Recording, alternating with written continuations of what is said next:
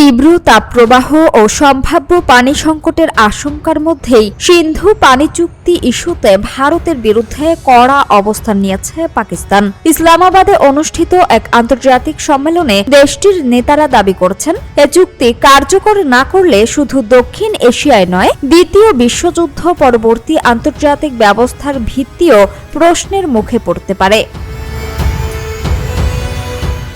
2025 সালের এপ্রিলে পেহেলগামে সন্ত্রাসী হামলায় 26 জন বেসামরিক নাগরিক নিহত হওয়ার পর ভারতের একতরফা সিদ্ধান্তে বিশ্বব্যাংকের মধ্যস্থতায় হওয়া এ চুক্তি স্থগিত রয়েছে। সম্মেলনে পাকিস্তানের উপপ্রধানমন্ত্রী ইসহাক দার বলেন, চুক্তি স্থগিত বা বাতিলের কোনো একতরফা বিধান নেই। পানি কখনো রাজনৈতিক অস্ত্র হওয়া উচিত নয় বলেও মন্তব্য করেন তিনি। পাশাপাশি পাকিস্তানের জন্য নির্ধারিত পানির প্রবাহে বাধা দেওয়ার যেকোনো চেষ্টা যুদ্ধ ঘোষণার শামিল বলে সতর্ক করেন তিনি। পাকিস্তান পিপলস পার্টির চেয়ারম্যান বিলাওয়াল ভুট্টো জারদারি বলেন, পানিকে অস্ত্র হিসেবে ব্যবহার আন্তর্জাতিক আইনের পরিপন্থী। তার ভাষায়, সিন্ধু নদ কোনো দর কষাকষির বিষয় নয়, বরং এটি পাকিস্তানের জীবনরেখা।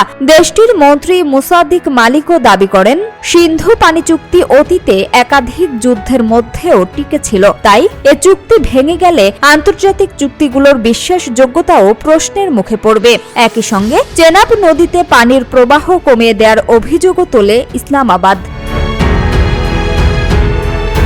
অন্যদিকে ভারতের স্থায়ী প্রতিনিধি হরিশ পারভাথানেনি জানান, ধারাবাহিক উস্কানি ও দ্বিপক্ষীয় প্রচেষ্টা ব্যর্থ হওয়ার কারণেই ভারত সিন্ধু পানি চুক্তি স্থগিত রেখেছে। পাকিস্তান সন্ত্রাসবাদের সমর্থন বন্ধ না করা পর্যন্ত এই সিদ্ধান্ত বহাল থাকবে বলেও জানায় নয়াদিল্লি। সামিয়া সুলতানা, ঢাকা ওয়াচ।